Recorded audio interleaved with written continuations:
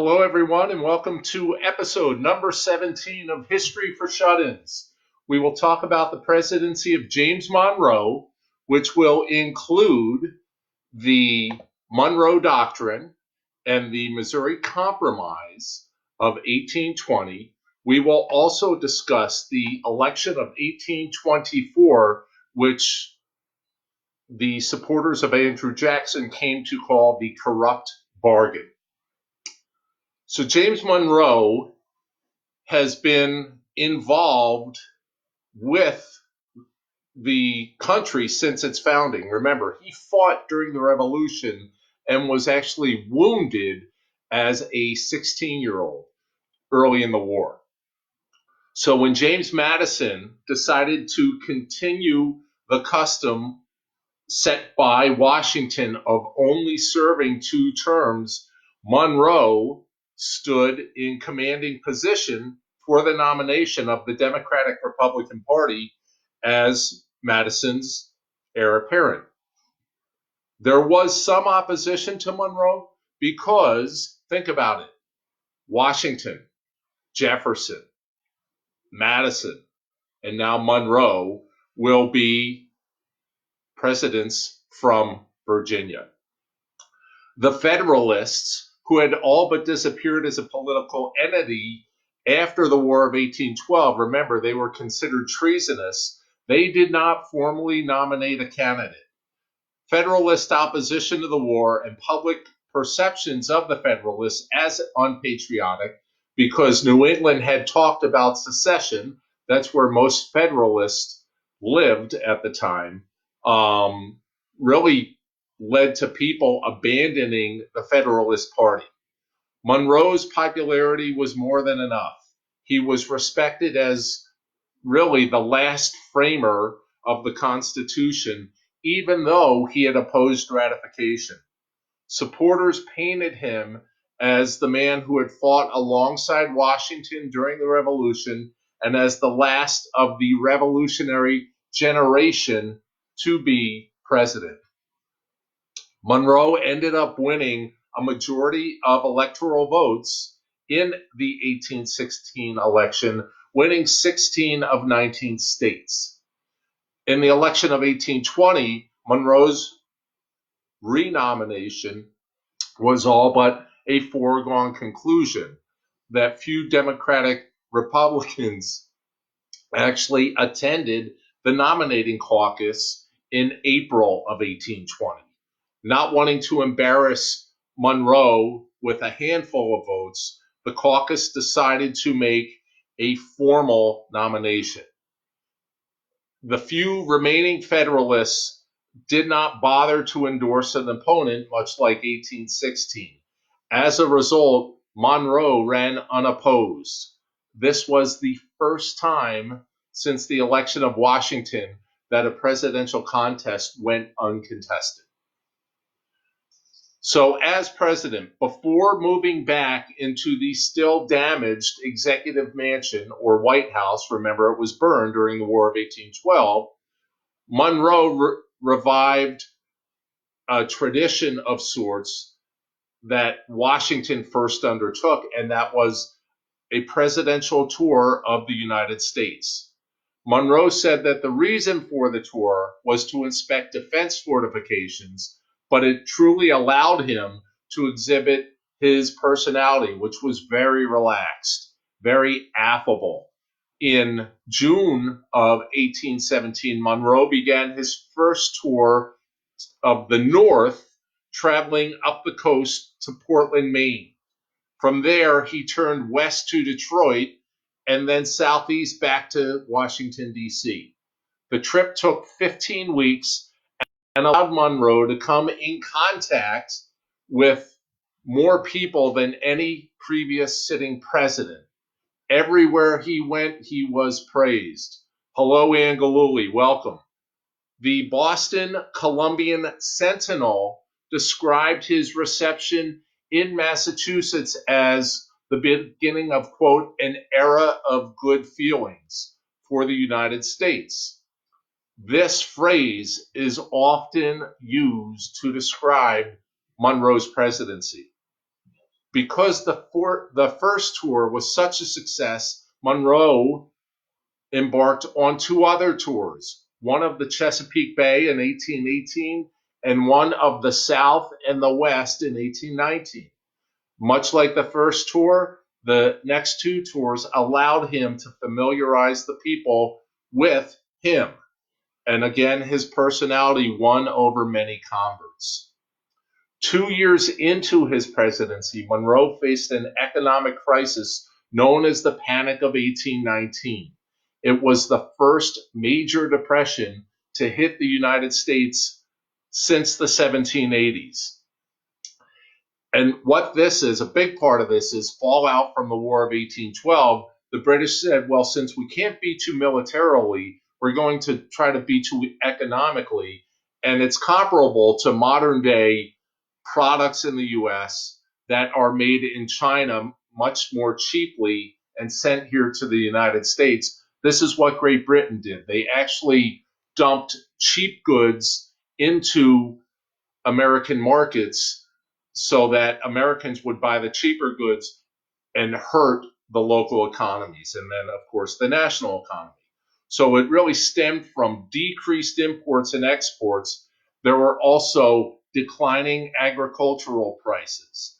A number of state banks suspended payment on their notes and declared bankruptcy, with the Second Bank of the United States shifting to more conservative policies. The result is that you see growing unemployment, growing bankruptcies, and growing foreclosures. Although some critics blamed Monroe for not responding more forcefully, he could do very little. The power to change economic policies rested with the states. Kind of the discussion we're having now with when do we reopen the economy, and that really does come down to the states. That's what federalism is all about. It also, the power to change economic policies back in the early 1800s fell with the Bank of the United States. Monroe believed that depressions were natural features of a maturing economy and that the U.S. economy would rebound.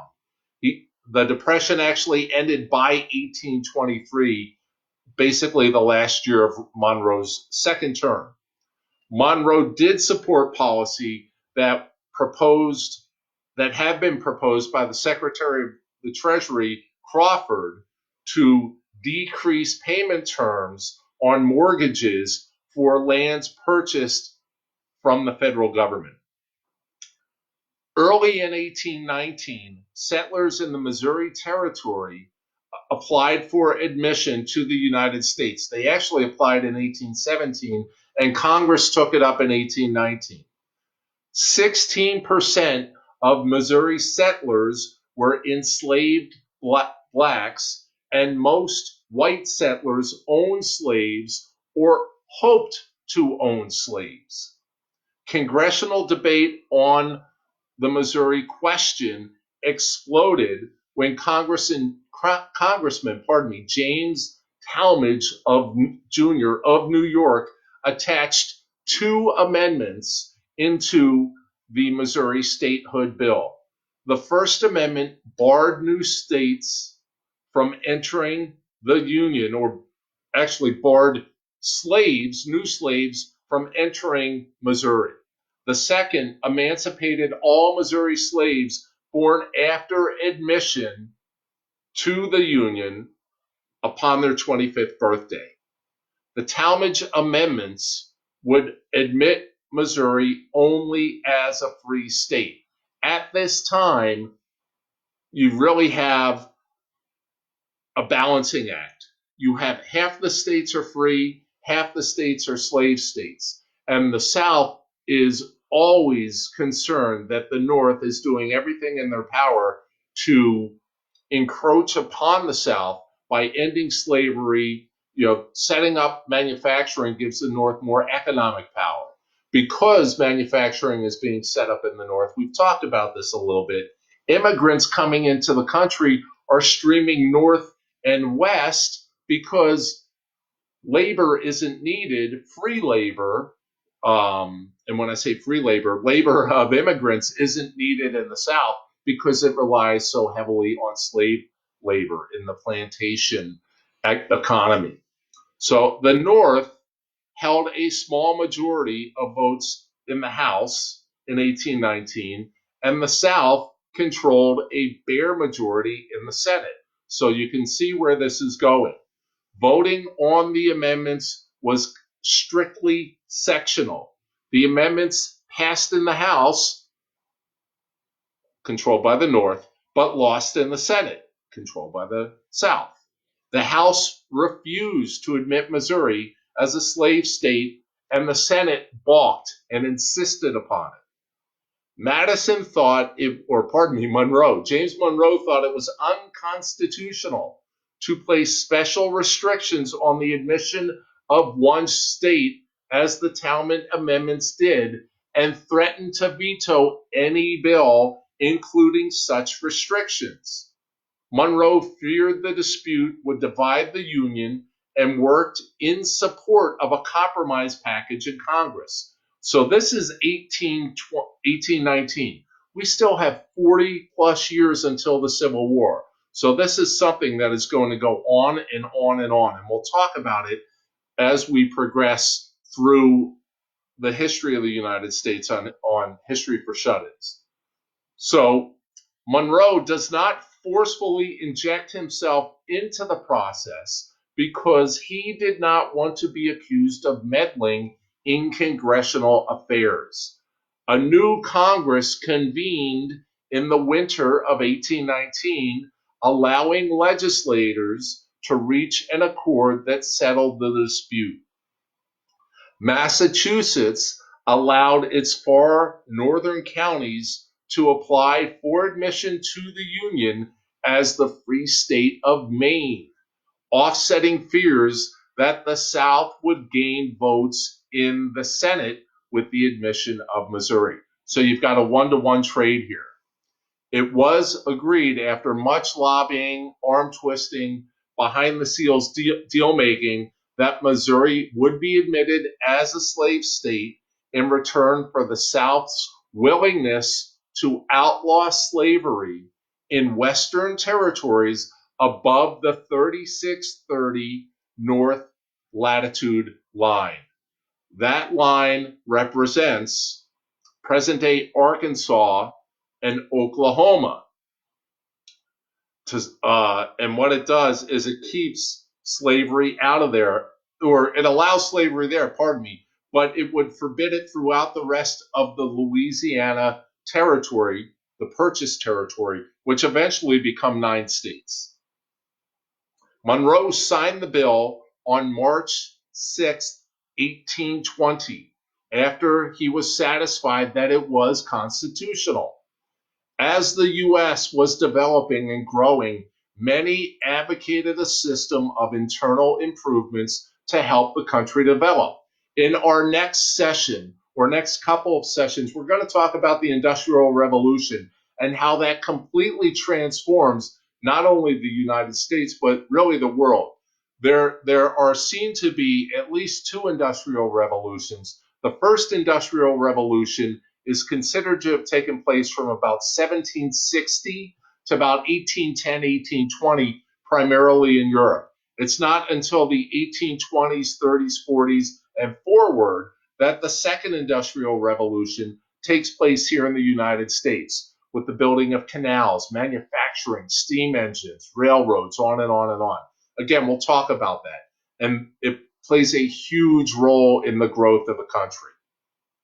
So, Monroe believed that the country needed better infrastructure, increased infrastructure, including a better transportation network. He did not think the Constitution said anything about the authority to build such infrastructure, maintain and operate a national transportation system. He urged Congress to introduce a constitutional amendment.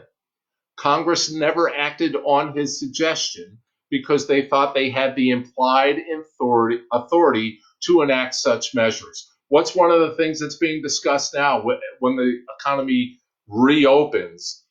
Infrastructure, right? And it's been talked about for years and years and years. Sorely needed, but where do we find the money for it, of course? The issue came to a head when Congress passed a bill in 1822 to repair the Cumberland Road, also known as the National Road, and equip it with a system of tolls. Monroe vetoes the bill. It was his contention that states through which this road passed should undertake the setting up and collecting of tolls because Congress lacked the authority to do so. So again, here's federalism. Monroe is kicking this to the states. He's saying that the federal government has no role here. After discussing the issue with many different people, including Supreme Court justices, Monroe changes his mind.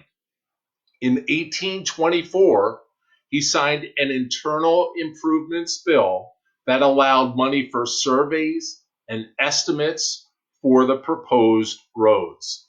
In 1825, he signs a bill that expands, or he doesn't sign the bill. It's John Quincy Adams signs the bill that expands the Cumberland Road.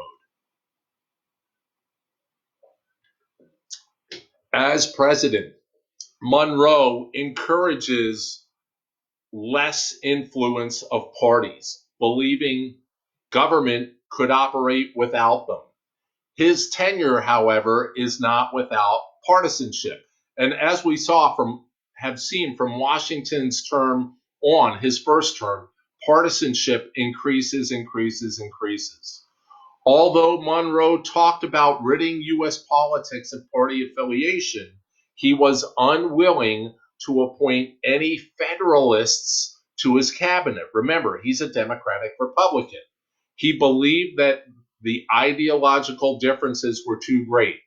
The absence of a party system increased his difficulties as president.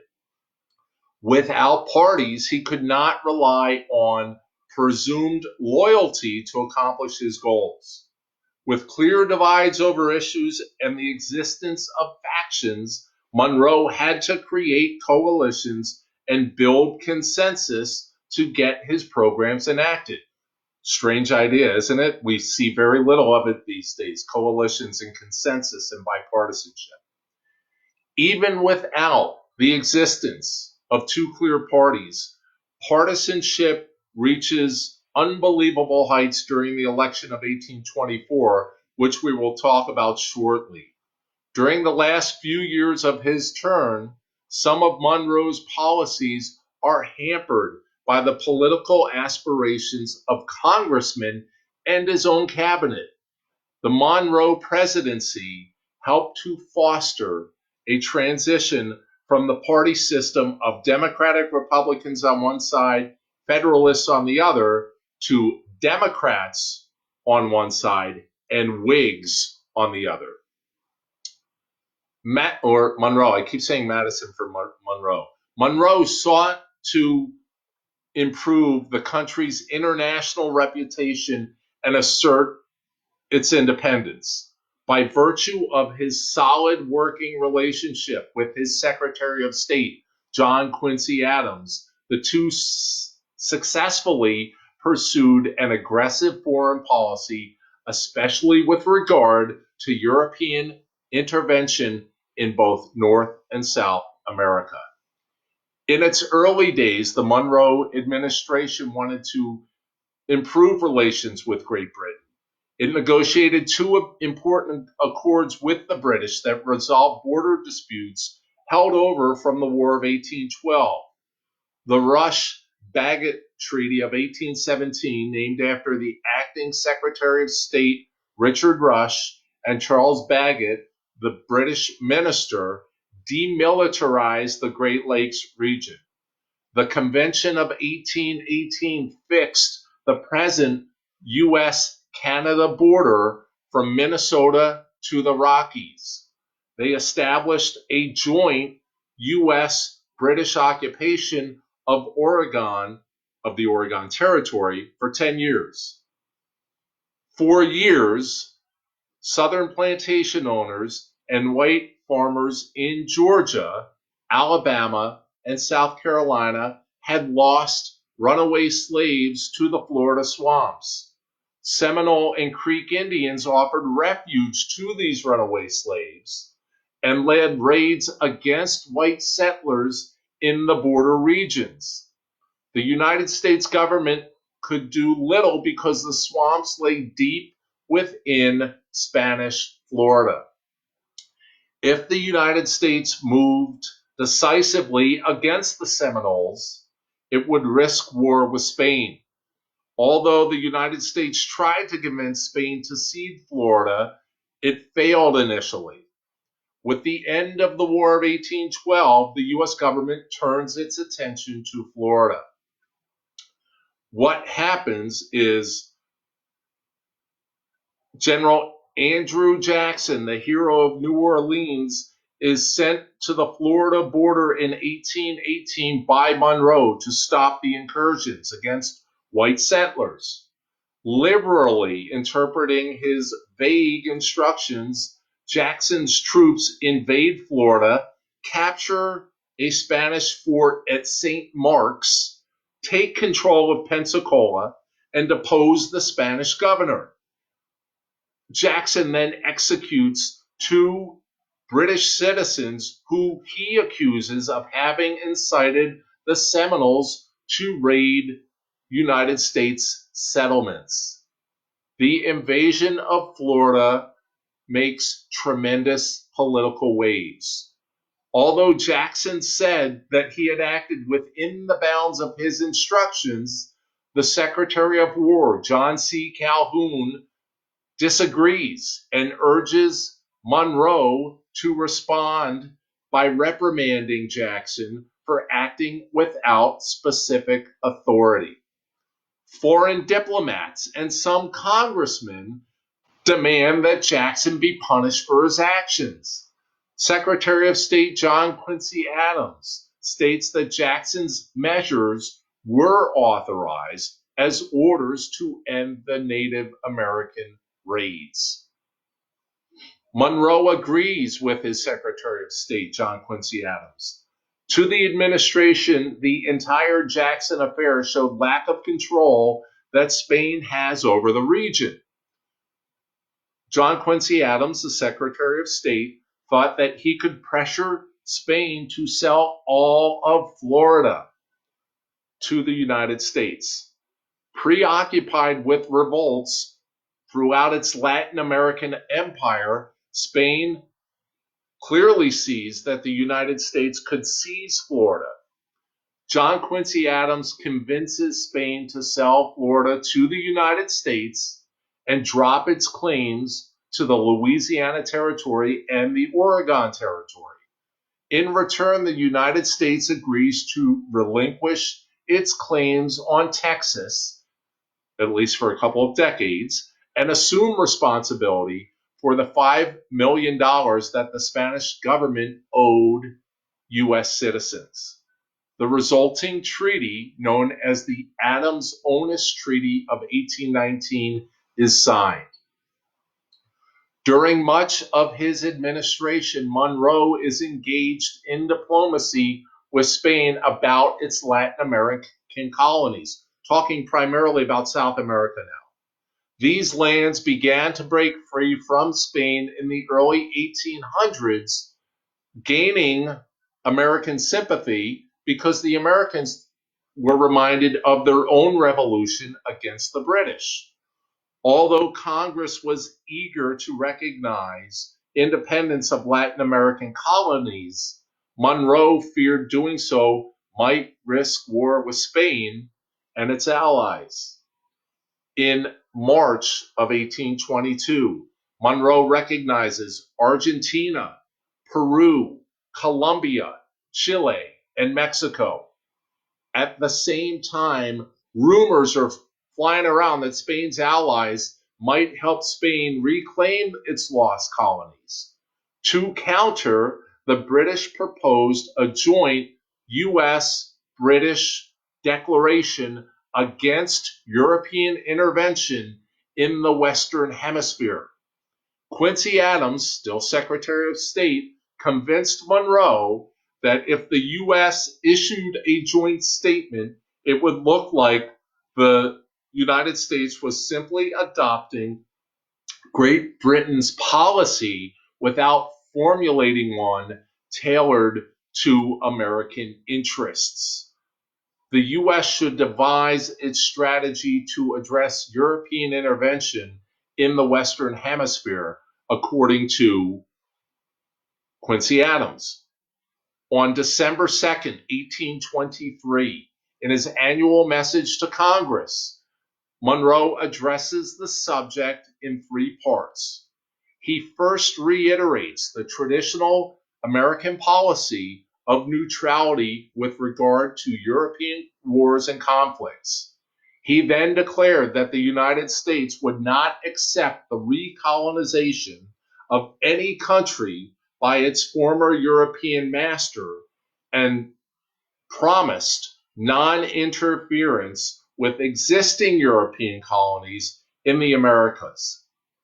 Third and finally, he says that European countries should no longer consider the Western Hemisphere opened to new colonization. And this really is more a poke of the eye to Russia, which was attempting to grow its colony on the northern Pacific coast.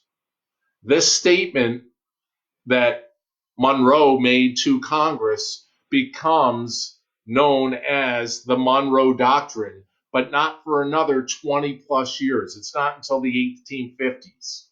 It sounded tough, but most countries knew that America had little ability to back it up with force.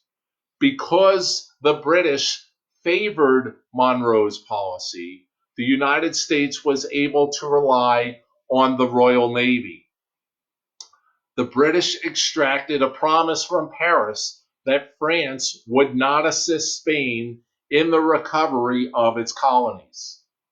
The Monroe Doctrine is the first significant policy statement by the United States on the future of the Western Hemisphere. In less than a century, in about 80 years, we are going to have from Teddy Roosevelt the Roosevelt corollary to the Monroe Doctrine. Monroe saw the United States as a model and protector to the new Latin American republics. He declared his intention to resist further European encroachment in the Western Hemisphere. And he said, this is the foundation of American policy in Latin America. And it really becomes that way, really, for the next century plus. And it remains one of Monroe's lasting achievements. Monroe sees the United States through a transition period in which it turned away from European affairs and more toward domestic issues, the biggest one being slavery, which is going to be an issue for decades to come.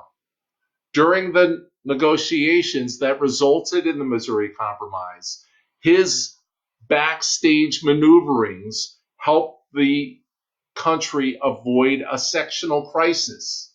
His administration had successes in foreign affairs, including the acquisition of Florida, settlement of boundary issues with the British, and of course the Monroe Doctrine.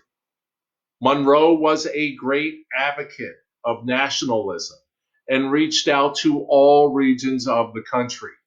In foreign policy, he put the United States on an independent course, no longer tied to European policy. Although the United States would have to wait until Andrew Jackson came along to see a significant growth in presidential power over domestic affairs, Monroe's aggressive and successful conduct of foreign policy actually enhances the power of the executive branch.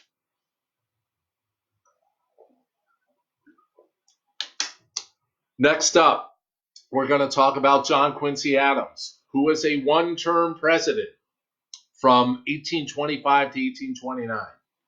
He is one of the United States' notable Secretary of States, but really proves to be the wrong man for the presidency. Much like his father, he was aloof, he was stubborn, he was ferociously independent. He failed to develop the support he needed even among his own party. Faced throughout his term with organized opposition from Democrats who were committed to limiting him to one term and replacing him with Jackson, Adams refused to forge political alliances necessary to push his ideas into policy. So much like his father, John Quincy Adams is also a one-term president. Although John Quincy Adams should have been the heir apparent to the presidency, I should say, as Monroe's Secretary of State, 1824 is a turning point politically in which none of the old rules applied. You can almost draw a comparison to 2016. 4 others wanted to be president, each with substantial regional backing. John C. Calhoun from South Carolina was the Secretary of War under Monroe and had support from slave owners in the South. Of course, they are terrified, slave owners are terrified, and Southerners are terrified that the North is getting too powerful. The politically ambitious William H. Crawford out of Georgia enjoyed support of party regulars in Congress, especially Senator Martin Van Buren of New York, who we will be talking about quite a bit in the next couple of classes. Crawford had been Secretary of War and Treasury in the previous 2 administrations. His main drawback was that he had a very explosive temper, which alienated various political leaders, including Monroe when he was president. The 2 almost engaged in a fistfight in a cabinet meeting before Crawford apologized. The most visible candidate was Speaker of the House Henry Clay. He was a leading war hawk during the War of 1812. He had a great power base in Kentucky and was a gifted public speaker. He had the support for his so-called American system of protective tariffs and federally sponsored internal improvements. His high-profile advocacy of these issues made him a very familiar name throughout the country. His clear identification with the war and nationalism really decreased the support that he had in the South, which feared anyone for president who was not a slave owner or a supporter of states' rights. The final candidate is General Andrew Jackson out of Tennessee, of course, the hero of the Battle of New Orleans in the War of 1812. His reputation as a fighter of Native Americans and Western expansionist, owing to his military escapades in Spanish Florida, gave him national street cred and recognition above all other candidates. It also helped that Jackson could enter the race as an outsider. Sound familiar? A defender of the Republic who had risked his life in service of the United States. His supporters compared him to George Washington, very lofty. Few experienced politicians expected Jackson to win if any of the opposing candidates could broker a coalition that would unite either the West or the South with New England or the Mid-Atlantic. Such a coalition was no easy task. The 1824 election occurred when a new electorate composed of regionally focused voters had only recently been given the power to vote, the right to vote. Since 1820, the old political caucus method by which congressional leaders nominated presidential candidates basically fell away, and it fell into disrepute. This was because the old caucus system failed to connect with new voters. Thousands upon thousands of males who'd been enfranchised by the removal of the property ownership qualification for white male suffrage. Sorry, ladies, we're still darn near a century out before you can vote. This new climate looked to regional endorsements of candidates by state conventions or state assemblies, which meant that regional popularity would drive the nomination process. Although Adams was a centrist of sorts, many in the country identified him as a New Englander and as the son of the old Federalist leader. Many staunch Democratic Republicans blamed him and his supporters for having transformed the party of Jefferson into a form of federalism. Southerners objected because Adams was a staunch anti-slavery candidate.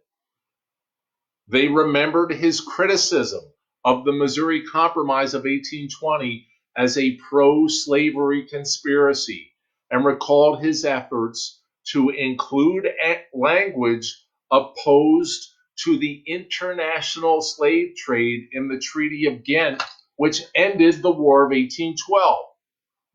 In the summer of 1824, an unofficial caucus, less than a third of congressmen eligible attended, nominate Crawford for the presidency.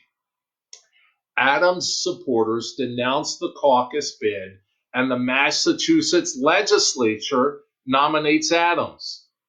The Kentucky legislature does the same for Clay. Both nominations followed the pattern set by the Tennessee state legislature for Jackson in 1822. Calhoun dropped out by announcing his bid for the vice presidency, a move that both Crawford and Adams endorse. Because all four candidates were kind of nominal Democratic Republicans, not very staunch, the election would be decided without reference to party affiliation. As the campaign progressed, Jackson emerged as the man to beat. The size of his rallies in key swing states, Pennsylvania, Illinois, New York, New Jersey, Indiana, far surpassed those of other candidates. In the first election where the popular vote was going to matter because 18 states chose the president or chose the presidential electors by popular vote in 1824, the remaining six still left the choice up to state legislatures. Jackson's popularity is gold. When the final votes were tallied in the 18 states, Jackson had 153,000 popular votes to Adams' 114,000. Clay had slightly more than 47,000, and Crawford had slightly less. The Electoral College gave Jackson 99 votes, 32 fewer than he needed for a majority of the total votes cast. Adams won 84 votes, followed by Crawford, who had 41, and Clay, who had 37. Jackson was the only candidate to attract significant support beyond his regional base. He carried the majority of electoral votes in 11 states: Alabama, Illinois, Indiana, Louisiana, Maryland, Mississippi, New Jersey, North Carolina, South Carolina, Tennessee, and Pennsylvania. So you can see it's all over the place. Jackson won all 6 New England states and New York. Crawford and Clay carried 3 states each. Delaware, Georgia, and Virginia for Crawford. Kentucky, Minnesota, and Ohio for Clay. Under the 12th Amendment of the Constitution, we saw this in the election of 1800, the House of Representatives met to select the president from among the top 3 candidates. Because Clay had the fewest electoral votes, he was eliminated from the deliberation.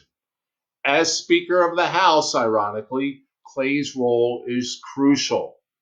Election in the House took place in February of 1825, with each state having 1 vote determined by the majority of each state's congressional representatives. Adams won with a 1-vote margin of victory. Most of Clay's supporters, joined by old Federalists, switched their votes to Adams in enough states to push him across the finish line. Soon after his inauguration, who does Adams appoint as Secretary of State? Henry Clay. So something does not smell right here. Jackson is beside himself at having lost the election in what he claimed was, quote unquote, a corrupt bargain between Adams and Clay to overturn the will of the people. Most of Jackson's supporters thought that their congressional leaders conspired to revive the caucus system. Jackson laid the blame on Clay, saying Clay approached him with a deal. Clay would support Jackson in return for Jackson's appointment of Clay as Secretary of State. Jackson went on to say that when he refused, Clay made the same deal with Adams. Clay denied the charges. While there had been lobbying by Clay to push the vote to Adams, it more likely reflected Clay's genuine doubts about Jackson's qualifications for office. In forwarding his own agenda politically, Clay questioned Jackson's commitment to the American system of internal improvements. Clay knew that Adams supported the American system.